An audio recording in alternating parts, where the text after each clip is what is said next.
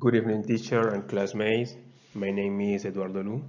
Tonight, I'm going to speak about Nelson Mandela and Martin Luther King, persons that I admire. Nelson Mandela was a South African revolutionary and politician who is most famous for fighting against institutionalized discrimination against blacks in his country. He became the national president of the ANC Youth League in 1950. African National Congress was formed in 1912 to bring all Africans together as one people to defend their rights and freedoms in South Africa. Nelson Mandela was the first black president of South Africa. He co-founded the first black legal partnership in South Africa.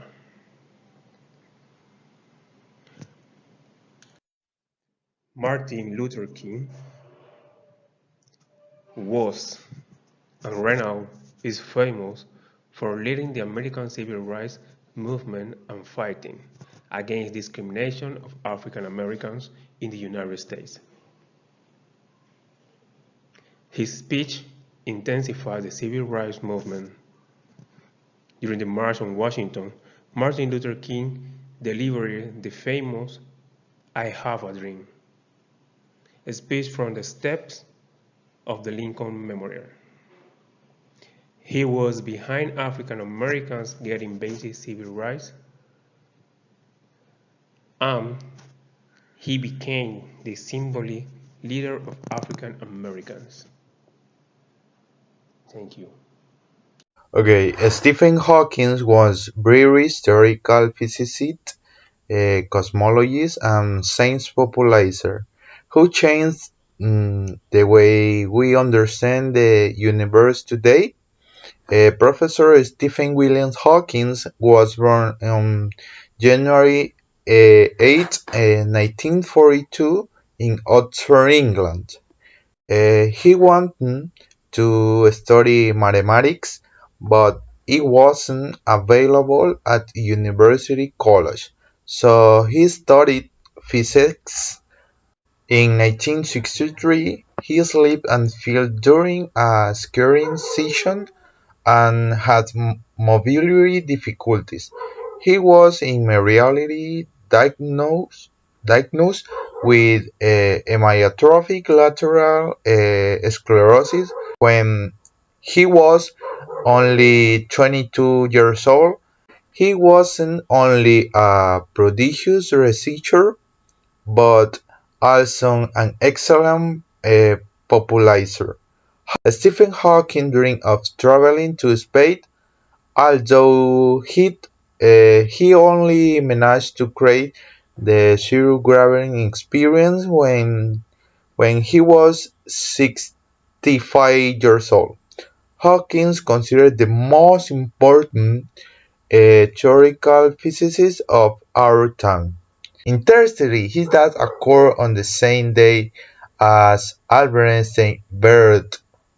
Hawking had 13 honorary degrees, numerous awards, medals and prizes, among which the Fundamental Physics Award stands out. His present situation has made him the example of self-improvement. First Lady Michelle Obama. When people ask Michelle Obama to tell about herself, she does so with confidence. First of all, she tells her she's the mother of Maya and Sasha. But before she was a mother, or a wife, a lawyer, or a civil servant, she was the daughter of Fraser and Ian Robinson. Her life, the Robinson family lived in the south side of Chicago, on the top floor of brick bungalow. Fraser worked as pump operator in Chicago Water Department. A Chicago public school graduate, Michelle studied sociology and African American studied at Princeton University. Upon graduating from Harvard Law School in 1988, she went to work with the law firm of Sidley and Austin, where she would meet the man who would become the love of her. These are the bases for which I admire Michelle Obama, despite coming from a humble home. She made an effort to get ahead and study for her future. In addition, in her, the study that she carried out on her not only provided her with wisdom, but she used the help for community and later with her husband to an entire country. Thank you.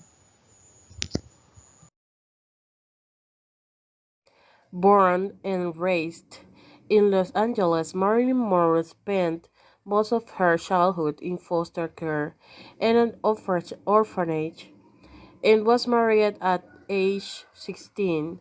She was working in a factory during World War II when she met a photographer from the first motion picture unit and began a successful career, which led to film contracts with Century Fox and Columbia Pictures, but of which allowed her to launch her career.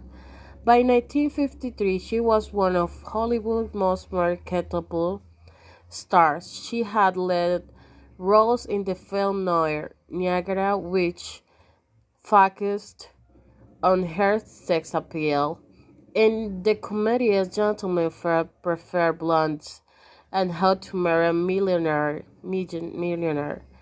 which established her image as dumb blonde. The same year, nude images of her were used as a centerfold and on the cover of the first issue of Playboy. She played a major role in creating a magazine, her public image throughout her career, but she was disappointed. When the studio typecast her and gave her a low salary, she was briefly suspended in early 1954 for turning down a film project, but she returned to star in the same year, 1955. One of the biggest box office hits of her career. A kiss may be grand, but it won't pay the rental on your humble flat, or help you at the automat. Men grow cold as girls grow old, and we all lose our charms in the end. But square cut or pear shape, these rocks don't lose their shape. Diamonds are a girl's best friend. Frederick Douglass was an important African-American writer and speaker who gave his effort for the abolition of slavery in the United States.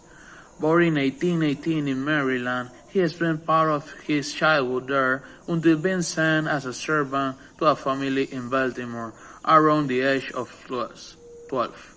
He learned to read thanks to the wife of his owner. After years in which he tried to escape his condition as a slave and also attend meetings to discuss slavery, in 1841 he was invited to the anti-slavery convention held in Nantucket, where he gave a speech of such magnitude that he was a delegate speaker of the Anti-Slavery League. During said speech, he shared with the public the horrors that the slave passed at that time, and also showed his back to the public, which has all full of girls. The speaker extended his cause beyond the seas when he traveled to Europe, giving speeches in Ireland and Great Britain.